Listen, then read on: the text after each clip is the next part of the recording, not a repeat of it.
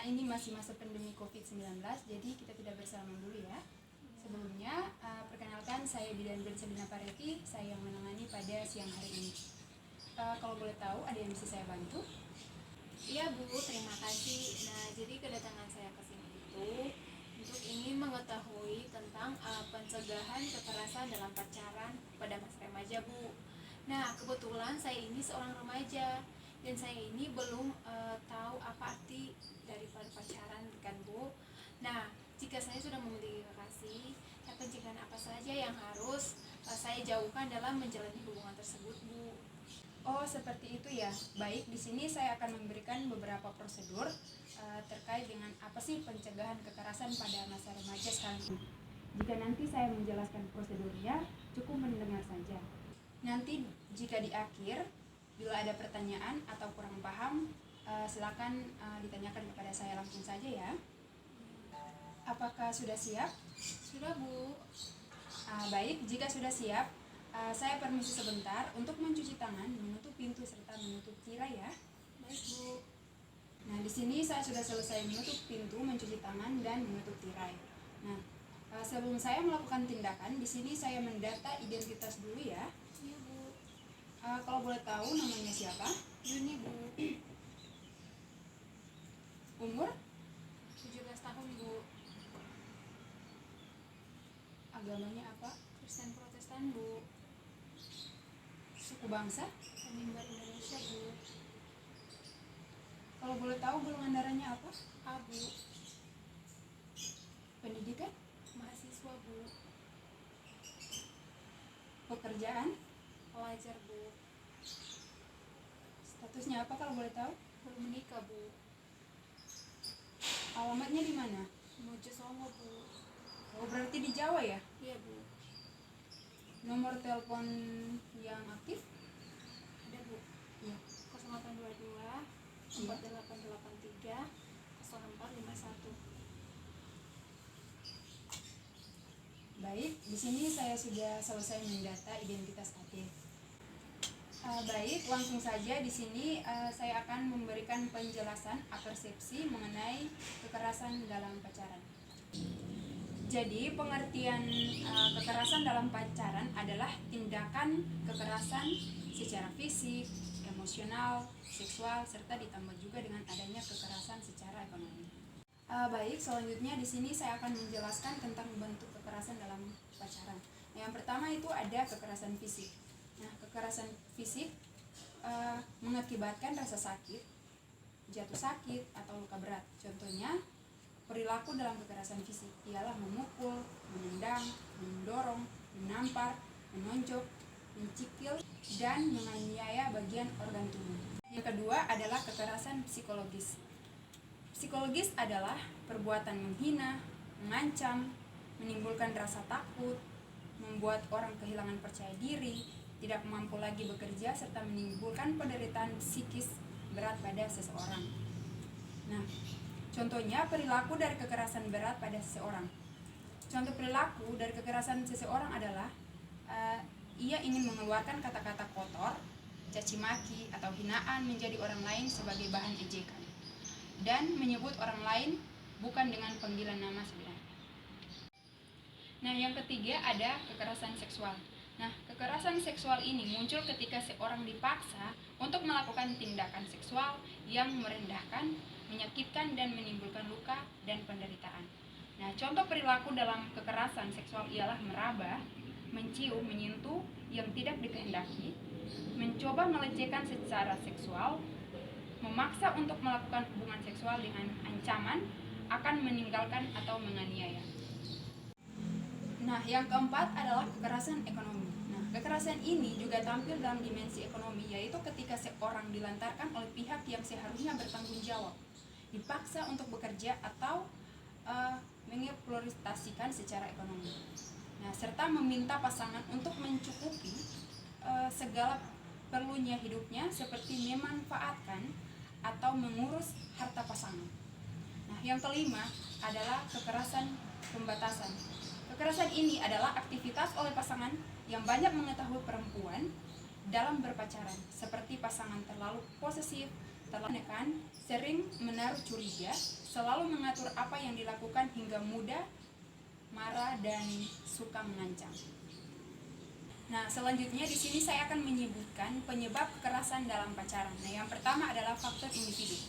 Nah, faktor individu ini termasuk di dalam faktor biologis dan sejarah kehidupan pribadi dari individu yang memiliki kemungkinan untuk menjadi korban atau pelaku kekerasan. Nah, penyebab dalam faktor individu terdiri atas berbagai hal, seperti usia yang tergolong muda, tinggi pendidikan individu, pemaparan tentang penganiayaan di masa kecil, kepribadian antisosial, penggunaan alkohol, dan penerimaan tidak kekerasan.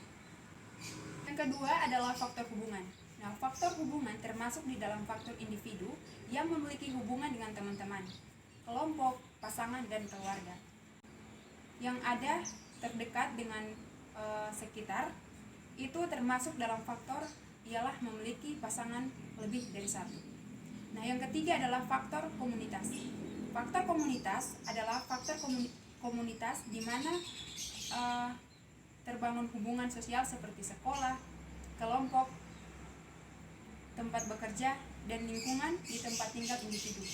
Dengan mengidentifikasi karakteristik komunikasi dapat disosialisasikan dengan individu yang menjadi korban dan pelaku kekerasan. Nah, penyebab ini menjadi korban dan pelaku kekerasan. Penyebab terjadinya faktor ini adalah lemahnya sanksi yang dimiliki oleh masyarakat untuk kekerasan yang terjadi pada masa kemiskinan. Nah, yang keempat adalah faktor sosial. Faktor sosial adalah faktor yang lebih luas dibandingkan ketiga faktor sebelumnya. Nah, termasuk di dalam adalah ketidaksetaraan agama, nilai-nilai budaya, norma, dan sebagainya. Dan kebijakan pihak politik ekonomi yang akan kemudian menciptakan jarak antara kelompok-kelompok orang. Nah, penyebab kekerasan yang terdapat dalam faktor sosial adalah aturan tradisional yang memposisikan kedudukan perempuan di bawah kedudukan laki-laki dan norma sosial yang mendukung terjadinya kekerasan. Nah, selanjutnya di sini saya akan menjelaskan cara pencegahan kekerasan dalam pacaran. Pertama kali dikenali dengan calon pasangan secara menyeluruh sebelum memulai sebuah hubungan yang lebih mendalam, dan jangan terlalu cepat mengambil keputusan lebih awal. Nah, berani mengambil sikap dengan mengatakan tidak dan menghentikan hubungan ketika menerima tindakan kekerasan, membangun komitmen sebelum memulai sebuah hubungan.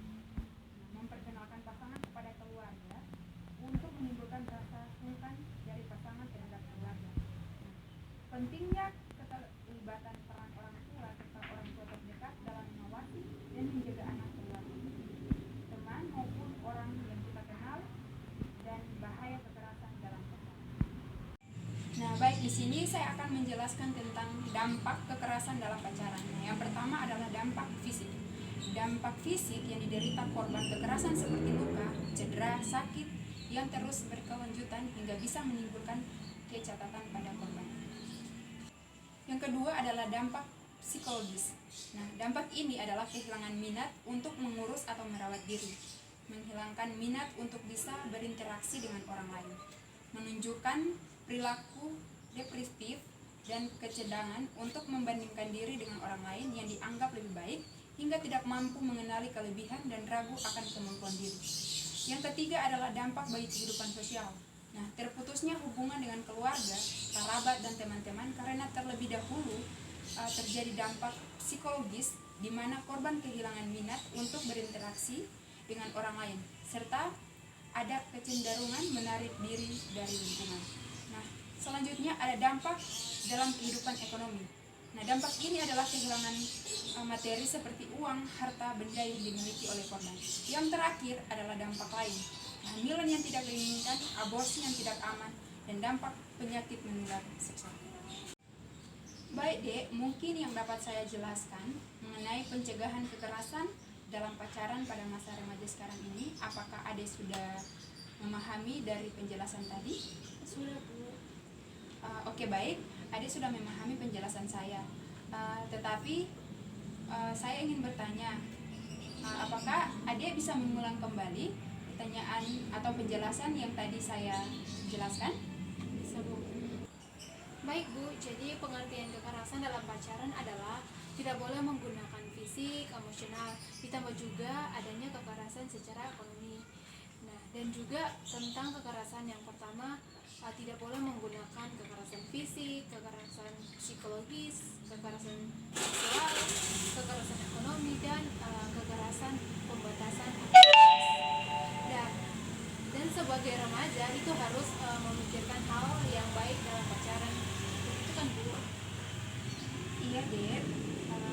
Terima kasih. Saya rasa Ade sudah paham dengan penjelasan tadi. Nah, sebelumnya apakah Ade ingin bertanya? Belum ada Bu, saya penjelasan Ibu sudah cukup dan sudah jelas bagi saya. Terima kasih ya Bu untuk penjelasannya. Baik Bu, kalau begitu saya permisi dulu ya Bu. Iya, Dek, sama-sama. Kalau begitu misalkan ada yang belum paham atau Ade ingin bertanya lebih dalam, Ade bisa datang ke sini lagi atau ke kesehatan yang lain ya. Baik Ibu, permisi ya Bu. Iya, Dek, hati-hati. Demikian penjelasan yang dapat saya sampaikan. Di sini saya akan melanjutkan untuk mencuci tangan dan memberikan dokumentasi. Terima kasih.